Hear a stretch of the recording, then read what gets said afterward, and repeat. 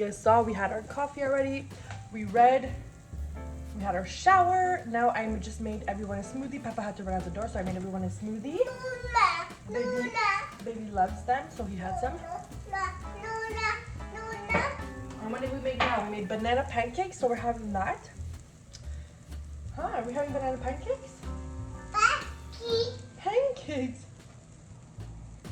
We're gonna have banana pancakes, and then we are gonna start to get ready. I think I'm gonna do a workout this morning, so my back's been really bad because of the pregnancy for the past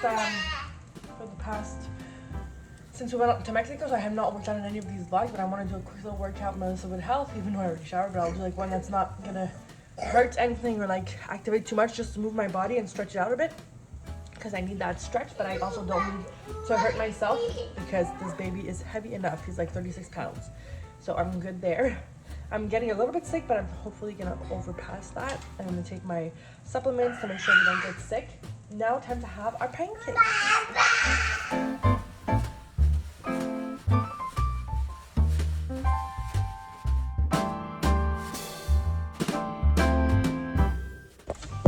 It's freezing. How much is it? -6. It's a cold one, Mr. Grinch. We're going to daycare. Oh my god, I'm like 36 weeks pregnant right now, and I gotta give myself grace and be slow in time, because oh my god, it's not always easy to leave the house. It's not always easy to get to work, to get motivated to help baby get out of the house. Like, he doesn't want to put his coat on all the time. He doesn't want to put his boots. He doesn't want to walk down the stairs. I can't grab him because I have 3 bags and he's 36 pounds. I can't like have him in my arms go down the stairs pregnant like this. It's way too sketch. I have to hold him and convince him to come down the steps. It's just sometimes it's a struggle to get going. And I'm sharing this because we should share it. We should share that it's not all butterflies and perfect weeks and productive days. Sometimes it's tough, and what I do is I just take a deep breath. I slow down, give myself grace. I don't give myself shit for being late. I make the best I can out of the situation and recenter myself. Huh, Baba? We take a deep breath.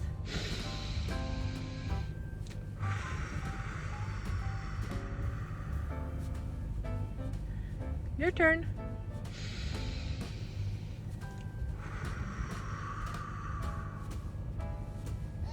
Good job. I heard you.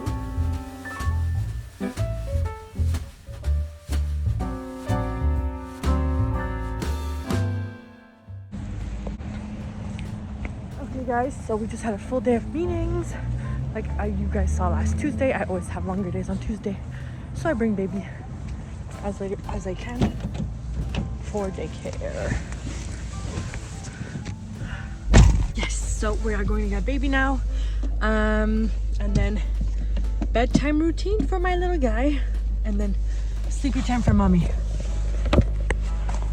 I definitely am feeling under the weather. I almost got out of meetings and canceled them to go rest, but I might see tomorrow morning what's going on as it got better, my symptoms. I'm like, I really don't want to catch this cold that everyone has. The little like influenza cold that everyone got, so hopefully that's not gonna happen. So yes, going to get the baby right now. Can't wait to see his little face. He's so cute when I pick him up. So I'm gonna go get him, spend some time with him, have his dinner, his bath, and then I'm just really gonna rest when I put him down. I wish I could have showed up here more today, but lots of meetings, lots of emergencies, and I didn't even have time to chat with you guys. I wanted to talk about visualization in one of these vlogs, and it won't be today. But I did share a post on Instagram, so it's a bump update. So you see my bump, and then you see underneath I have top 5 tips for manifesting. So go check it out on Instagram. My Instagram is linked below, and the tips are just like the best top 5 tips that you can start using right now, and it's a game plan that you can start implementing to attract things into your life that you really want. So I'm gonna stop talking. I'm gonna go get my love, and we'll chat later. I always have these little inspo moments or like sharing moments in traffic, because obviously it's boring, but it's nighttime because days are getting shorter and shorter and shorter. Like the shortest day will be the 21st, and then it's uphill from there. So let's stay optimistic and happy. I cannot wait for that, and I cannot wait for days to get longer again, because that means we get more daylight, and that I really love. I don't mind the winter, I love the cold, but please give me more daylight. Why are you cutting my daylight? Like, why are we putting clocks back? It annoys me so much. Anywho, little rant on clocks being moved or not. Yes, today I had like tough moments in my day, and I'm like, oh, I'm gonna share them because it's tough. And I feel like, especially like now at the point I am in pregnancy, or just in general, sometimes I get heated about a subject and I want to like I want to make my point, and I don't come across the way I want to come across. And I guess maybe I must be nervous, like I'm reflecting right now with you guys, but I must be nervous, or something's going on where I'm showing up and I'm being like more intense and like maybe impatient than I should be. And I'm not, because of that, I'm not vehiculing or communicating my point in a way that it's like I'm gonna come across and get understood. Because obviously people, if they listen to my words, they'll get my point. But if they're feeling my emotion, and my emotion is like anxious or intense or stressed out or like, yeah, just intense or angry or whatever emotion it is, or defensive or whatever, like they're not gonna get my point as much as I want to make it, even if it's a great point. And so it makes me think a lot about like the delivery, and how I want to work on my delivery of my points, and how I'm showing up and how I'm bringing points to people in conversations. And that's something that I want to work on right now for myself, where I'm at in my life. I feel like as well, when you're trying to like get to know yourself better, or you have like, how can I say, you're busier, you like, now I have kids, I'm pregnant and I have another kid coming, so I have to like say no to people. I'm used to being such a people pleaser and making people happy, and I can't do that anymore, and I can't accommodate everyone, because at some point you cannot accommodate. And this is something I chose this, like the past summer, there's something big that happened in my life where I really let go of my accommodating personality. And even that was such a shock to me. Like, I should do a whole podcast on this, because it was so intense to go through and so confusing to go through that shift with yourself. So like, obviously, if you're a big people pleaser, and we are a lot of these in this generation, I feel like, but, or like, it's just a word that a lot of people identify with. But if you're a people pleaser, obviously you're accommodating. And oftentimes if you're an accommodator, there's a reason you are, and it comes from oftentimes from your childhood, and there's a reason that it comes from there, and it was to protect you and to make you survive. So if you come from a tumultuous or intense upbringing, and you had to accommodate in order to not trigger something or someone that would like then affect your safety or your perception of safety as a child, then you become very, very good at pleasing, and very, very good at pleasing in order to get like your needs met. So you think you need to please to get your needs met. And this unclicked for me, so I like let go of that defense mechanism with a big event that happened this summer, that I like realized, okay, no, I don't need to accommodate this type of behavior to feel safe, because I'm already safe. I have a partner where I feel safe. I have a situation where I feel safe. So no, I don't need to accept this behavior, and no, I'm not going to accommodate right now. So that beautiful moment brought about a lot of weeks and months of like my relationships changing, my relationships being affected, up to this day where, again, my relationships are being affected because I'm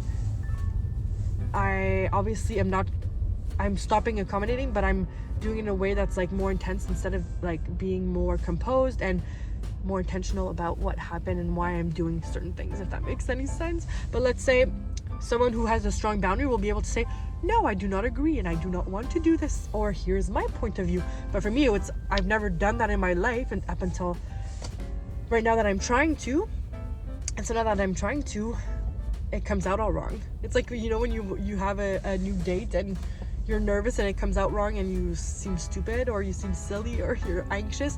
Well, this is what's happening for me with this defense mechanism that left. I felt very raw, and I felt very exposed, and I felt like, oh shit, now I need to stand up for myself, or like I just need to say my truth, but I don't even know how to say it for like really simple things. Like, it's so silly.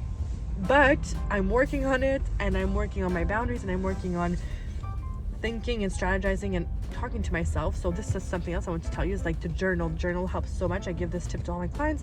I used to do it for a long time, and I don't even know why, but I'm gonna admit on here that I have recently fallen off that wagon for some reason. It's like I know it's gonna help me so much, I'm not doing it. It's kind of I'm self-sabotaging in that area, because I know that if I talk to myself, I know the tricks to tell myself of like, here's how you're actually feeling, and own up to it. And I think that's why I'm not doing it, because I know that if I write it down, there's some truths or some things that are my truth right now that affect certain relationships or affect certain ways of doing things that are my comfort zone, and are things have just been that way, and it's hard to like get out of there. And that's the point of like coaching, that's the point of me even being in personal development, is that I always want to be able to push myself outside my comfort zone for my greater good. Because if my greater good is, and I'm doing, if I'm doing something for my highest self and my greater good, it's gonna affect the common higher good. Like if you're doing things that are gonna bring love onto yourself and make you more joyous and more happy and live a life more fulfilled, how are you going to show up in your life? You're going to show up more fulfilled, more joyous, and more happy. So you're going to affect everyone around you, people that interact with you, and you're going to influence them and make them feel happier and more alive. So this is just a win-win, but it's hard to get to that spot. But that's what we're working on. So that was a little talk on like boundaries and what I'm dealing with today. So it's a long rant, but that's my whole... It even feels good to talk to you guys, because it's like I'm journaling, because right now I'm talking to myself alone. But that's what is going on for me right now. This is where I got, and that's what we're working on. And I think it's a beautiful place, and we should talk more about this, because it's so interesting, because we have a lot of us have defense mechanisms from our childhood that follow us into adulthood, and because they were serving us at one point, today they are not, and they shouldn't be there. But it's okay, don't judge yourself. We can work through that. Hey guys, so we just got home. I had yesterday made a soup, but it was only like, what is it called? Celery. I was thinking in French. Celery with just like celery and onion, I think. So like a cream of celery soup. On va s'asseoir, on va appeler Nana.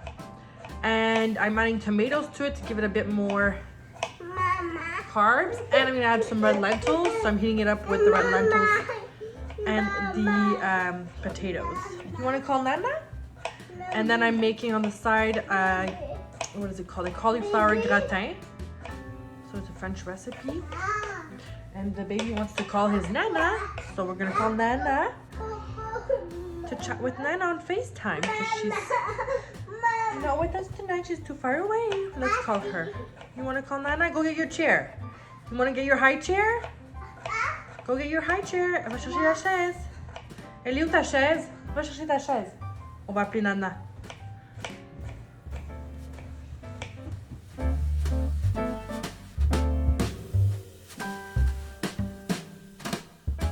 So as I told you this morning, today has been a struggle bus. Just put the baby down again late, like I'm just running after my tail. So usually I'll have dinner and then I'll chill and take a bath, but I'm so sore from my pregnancy, so I'm sore in like the pelvic floor bones are like super sore right now. I have like on my thing. So I'm gonna go in the bath. It's really soothing and just relax, read. So I'm reading Mastery of Love like I told you guys, and I need it because it goes back to like all the things about boundaries and accommodating and all that, and not wanting to like go with too strong boundaries and being like angry about it. I want to be coming from a place of love. So I love this book so far. It's really inspiring. And so that's what we're gonna do. Go hop in the bath. I'll have dinner afterwards. My partner's gonna get home from work, so we can probably have dinner together. And then I'm probably gonna fall asleep by 8:30 like every single night. So interesting, right? So obviously we didn't do any Christmas things since this Vlogmas started. Tomorrow we're gonna go get the Christmas tree. So that's gonna be a Vlogmas extravaganza. Like it'll make sense with Vlogmas, because right now it's been like work, mom life, tips and tricks and productivity and boundaries and all this stuff. But tomorrow we're gonna get a tree. I'm so excited. I love my tree. I love Christmas cheer. I love that whole like, I'm super childish about that in the sense that I love like the giddiness and all the like excitement and everything that brings. And we're getting it late, our tree, because we want to keep it late, because anyways we always keep it as long as we can till it dries out, and I find it so beautiful and I just love having it in the house. We have these lights here that are up around my window from last winter. We never took them down, and we put them on here and there because they're like clear lights, so not necessarily Christmas lights, but they're Christmas lights, and we just love that. So I'll do that, and hopefully this week or maybe this weekend we're gonna take out the Christmas decorations I have. I have Christmas candles. I'm sure I had Christmas cups and I put them away to keep them for Christmas, and I don't know where I put them. I had a little snowman. I want to find those. I love them. So I had for the new one. The new one you kept seeing is the one my mom just got me this year, but I want to get all my other ones out. I don't know where they went. I may have left them to my old roommate. I have this flower my mom brought me. That's a Christmas red flower, and I have the whole thing for the mantle as well. So we'll do that. And I had done a wreath last year, but it was like a cheap ass wreath. I wish I could do I think maybe I'm gonna do a real one. We'll see. This weekend we're gonna look at that, and we're also gonna start prepping for baby number 2. So I should have started before, but like getting out everything. I know I have everything. I know I'm good. I just had a baby, but getting out everything, like the Snuggle Me, like the clothes, they're clean in boxes, but I want to clean them again just so they're fresh. Organizing his closet and his room, we haven't decided what we want to do on the walls yet, so it's not done, but the baby sleeps with us anyways for like 3 to 6 months. Even Lenny slept with us till like 9 months before he started even using his room. Even for like changing diapers, I thought I would change his diapers in his room, but I didn't really, because I had this little basket where I had everything. And when you're breastfeeding like crazy, you're always with your baby. You're just beside your baby 24/7. He's like stuck to you. He's right beside you. So I just brought my little basket, which is a trick I learned from taking Cara babies. Cara, C-A-R-A babies, it's her name. So Cara, she's good for like sleep and all that. If you want to see her tricks and tips, they're helpful. But like this tip in particular is having a basket that like it's a small little basket. I'll show you guys, but you bring it around the house with you, and you always have it with you. And I would stuff it with snacks. Like breastfeeding, I was not eating full meals. I didn't have time to cook, and my partner would make me meals, but apart from him making me meals, I would snack like crazy throughout the night. So like healthy snacks, but still snacks. So there were snacks in there. There was like the nipple cream that you need to put on, diapers, wipes, a change of clothes for him because they always explode. the what else, like the nappy cream, all these things. And I would just bring it around with me around the house. And my house is not huge, but it was so helpful to have that. So trick for new mamas. Okay, I'll show you my basket. So I'm ready already. Like there's my knitting pillow here in my basket, and so there's wipes already in here that I think were from like Lenny a long time ago because they're the old model. There's my pump in here, so at the end I was using it a lot for pumping. I even have like these little diapers that are like, these are not newborn, but they're right after newborn. There's stuff in here that I still have, so like my nipple, what are they called? These are like to go in your bra, like the pads. Yeah, and I would just bring this around with me. Little socks, oh my god, that's so sweet. And this cream, hair elastics, always important, and this cream is insane. So yeah, I still have my little basket ready to go. Voila, and it's a little tiny basket I got from Amazon. Little thing here, you could just carry it around, and I kept this everywhere with me, especially here because I was breastfeeding on this chair a lot and watching TV because baby would breastfeed cluster feed from like 5 to 12. It was crazy. Cluster feed, and I would watch Jane the Virgin. It was so comforting. Like I need something that's gonna distract me, and it's so cool, that telenovela. Like I love the whole concept. I need to watch the last episode because I never finished it, the last episode, because I was too nostalgic and I didn't want it to end.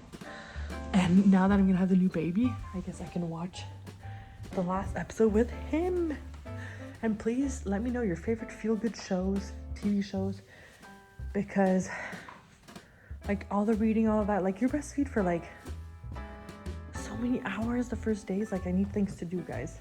Books to read for sure. I love books, but sometimes you're so tired, and I'll have 2 babies, so I'm gonna be like even more depleted. So I need stuff to disconnect and to chill and to like kind of brain numb and have like a little pleasure. Jane the Virgin did that for me. So if you guys have any suggestions of what to watch that feels good and is like this type of show, not even telenovela, but like this type of feeling that it gives you, this show, that if you watched it, let me know down below, please. Going